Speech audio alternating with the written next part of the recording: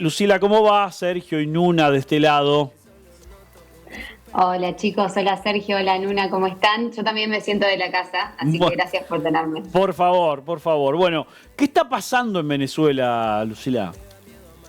Bueno, la realidad es que, como vos bien decías, no sabemos si se puede decir que efectivamente se celebraron elecciones como siempre es una fiesta, que sean democráticas, sino que hubo un proceso eleccionario en el país, en Venezuela. Ujú. Este proceso eleccionario, la realidad es que está dejando mucho que hablar a nivel internacional, porque la realidad es que no se demuestra si es fraude o no, ya que no se está mostrando realmente cuáles fueron los resultados. Es decir, no hay transparencia en estas elecciones. Que no haya transparencia implica la activación de diferentes organismos internacionales que tratan de dar opinión hacia tal cuestión para, digamos, elaborar algún tipo de respuesta. En esto, como vos bien decías, dentro de la arena internacional hay muchos que estuvieron a favor, muchos en contra, muchos diciendo si hubo fraude, si es Maduro el presidente, no lo es. La realidad es que hoy no tenemos los resultados oficiales transparentes como se está pidiendo que muestren las actas de Ujú. las elecciones. Entonces, al no mostrar las actas, nadie puede decir por sí o por no. En este sentido, y por lo que a mí me atañe, digamos, haciendo un análisis internacional, es interesante ver la región y después el sistema internacional. Venezuela para la región es un país, o era un país muy importante por, digamos, su historia, sus instituciones, su democracia, su economía, de lo cual desde hace 25 años todo se está poniendo como en duda y está teniendo diferentes crisis. Sabemos que, y me gusta decir que hay en este sentido tres tipos de crisis hoy que se ven en jaque justamente con este proceso eleccionario: la humanitaria, la política económica y después la ideológica. La ideológica era un poco la que sostenía todo este régimen en Venezuela y sin embargo hoy justamente creo que es lo que hay que cuestionar. ¿Por qué este proceso eleccionario está siendo tan importante, se está poniendo tan en vilo y en cuestión, siendo que en elecciones anteriores y desde 2002 en adelante las elecciones en Venezuela han sido complicadas, han sido cuestionadas, pero esta vez creo que las instituciones y desde estos tres lugares Venezuela se está debilitando, está teniendo un cuestionamiento de legitimidad hacia las instituciones por parte de su sociedad. Entonces, esto es lo que hace a unas elecciones muy importantes y cuestionarse al mundo si efectivamente ganó o no Maduro. En este sentido, la región llevó esta cuestión a Naciones Unidas y a la Organización de Estados Americanos, a la OEA. Ujú.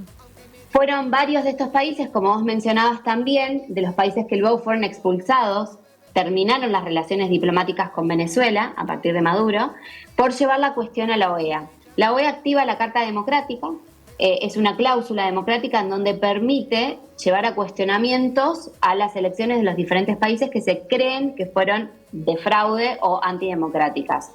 De lo cual, cuando se lleva esta cláusula a la OEA por parte de Paraguay, Argentina, Perú, Costa Rica, Chile, termina siendo vetada y no tenida en cuenta por algunos países como fueron Brasil, como fue Colombia, como fueron México. Sí, Teniendo en cuenta sobre todo esto que Venezuela hoy no es parte de la OEA tampoco. claro. Entonces, digamos, es una cuestión intricada y complicada.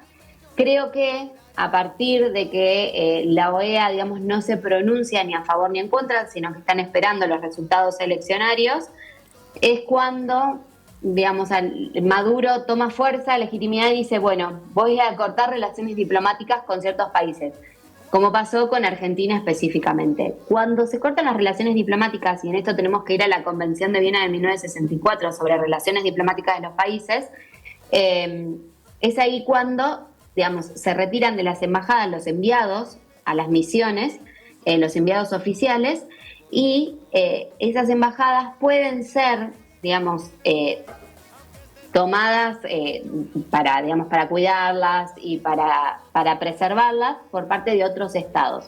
En este caso lo toma Brasil a la Argentina, a la embajada argentina, y toma también la embajada peruana.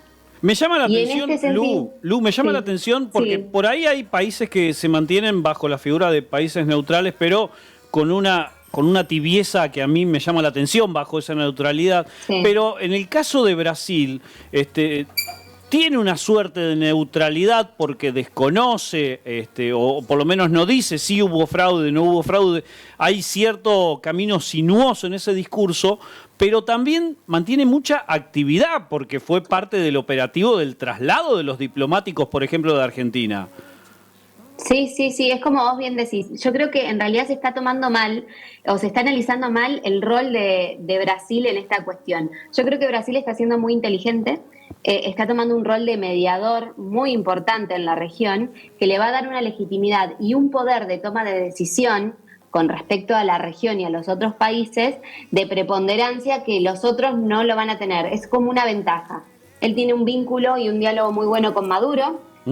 No solo con Maduro tienen vínculo por corresponderse con ciertos ideales, sino que también tienen una historia en común. Sí, claro. Se conocen de hace muchísimos años, desde que eran miembros de partidos de izquierda, se han encontrado en Cuba en diferentes capacitaciones desde jóvenes. Entonces, digamos, hay un vínculo que también es como de amistad. Eso le permite tener un diálogo más cercano. Hoy dialogar con Maduro es algo muy importante porque no todo el mundo puede llegar a él, efectivamente. Entonces poder dialogar con alguien que está encerrado, que está encerrándose en su propia verdad, te da un margen de maniobra muy interesante con respecto a la región y al mundo.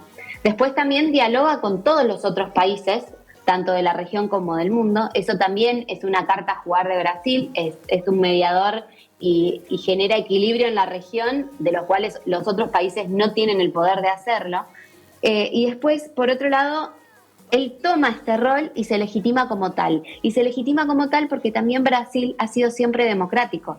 Por más que sabemos que ganó Bolsonaro, sabemos que Lula fue preso, volvió a ganar elecciones democráticamente. Sí. Eso le da legitimidad a la región. Por un margen muy escaso, pero hoy está ejerciendo un nivel de democracia altísimo.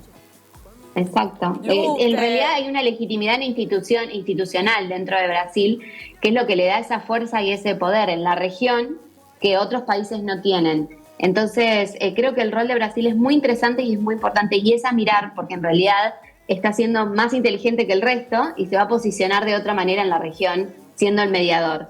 Entonces, hay que tener en cuenta que también Brasil, y siendo respuestas oficiales desde Itamaraty, han tomado la embajada argentina, se han prestado a eso, han sido solidarios con Argentina y han sido solidarios con los peruanos, que bien fueron echados por parte de Maduro. Entonces, quiero decir que el rol de Brasil hoy está siendo uno de los más importantes en la región y en el mundo. Sí, bastante estratégico lo que hizo Brasil.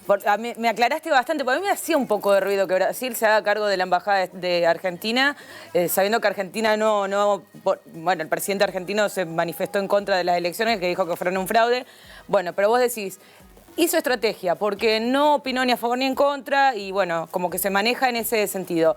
La Unión Europea, por su parte, también está como que no opina del tema. ¿Qué pasa ahí? Sí, exactamente. Mira, tenés diferentes estrategias internacionales en este sentido. Normalmente las potencias internacionales tratan de no ingerirse en problemas que son de las otras potencias. En este caso, Venezuela es el patio trasero norteamericano. Entonces, la Unión Europea lo que está haciendo es tomar un rol de neutralidad frente a la respuesta que está teniendo Estados Unidos. Es decir, trata de presentarse neutral, aunque a la hora de tener que presentar algún tipo de apoyo, sabemos que va a ir a favor de alguna de las potencias y a favor de la democracia.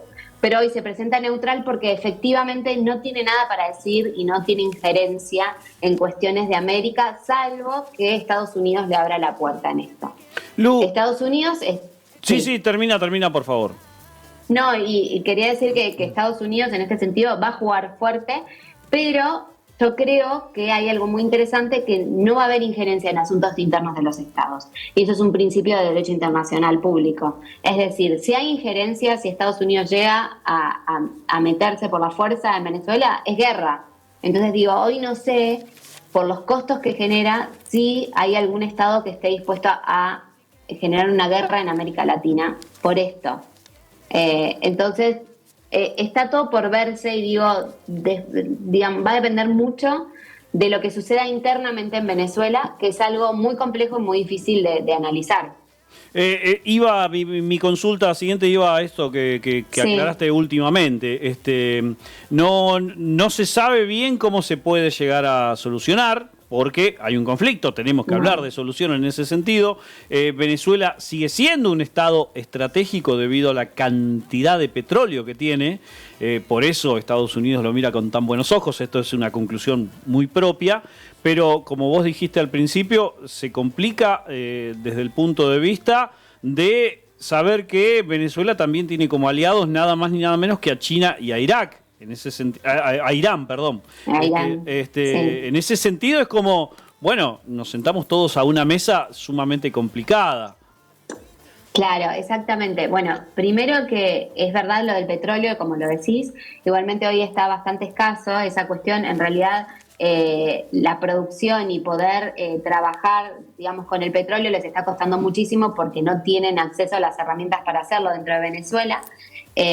Por eso la pobreza, etcétera, pero también Venezuela ha sido la Gran Colombia, la tierra de Simón Bolívar, ha sido muy importante para la región, para América Latina, por ser independentista, por sus ideales, por su tamaño, digamos, es muy importante. Entonces quiero decir que para la región, perder a un país, si se quiere decir de alguna manera como Venezuela, es una pérdida muy importante. Entonces, digo, no es que solamente le importa a Estados Unidos por el petróleo, sino que es estratégica su ubicación, etcétera. Tiene muchas cuestiones.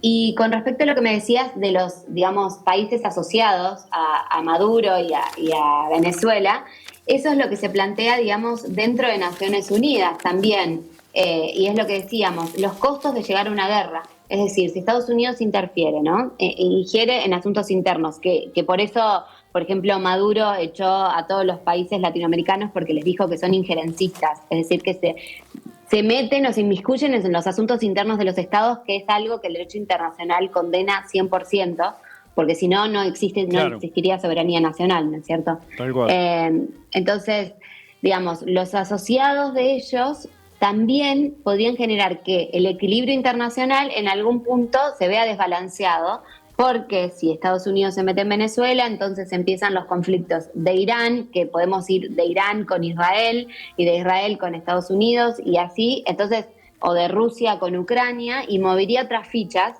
que también es complicado, es difícil. Yo creo que se va a esperar hasta último momento a ver qué sucede internamente, si efectivamente hay una guerra civil, si efectivamente la sociedad venezolana se levanta, trata de derrocar el gobierno, y se va a esperar hasta el último momento a las herramientas democráticas de que, digamos, se le va a dar como el tiempo necesario. Seguro. Para que muestre si estas elecciones fueron transparentes o no. Te digo, vale la pena aclarar Seguro. Que siempre se pensó, digamos, siempre estuvo como en el pensamiento de todos, pero nadie lo manifestaba 100%, de que en Venezuela eran fraudulentas las elecciones desde hace muchos años, no ahora. Seguro. Hoy medio que se terminó como la farsa y se está diciendo, bueno, hay un cambio de paradigma, no se puede seguir con la farsa de que hay elecciones efectivamente. Lucila, muchísimas gracias por tu tiempo, como siempre, y esperamos en algún otro momento volver a hablar con vos. Sí, muchas gracias y espero estar ahí pronto.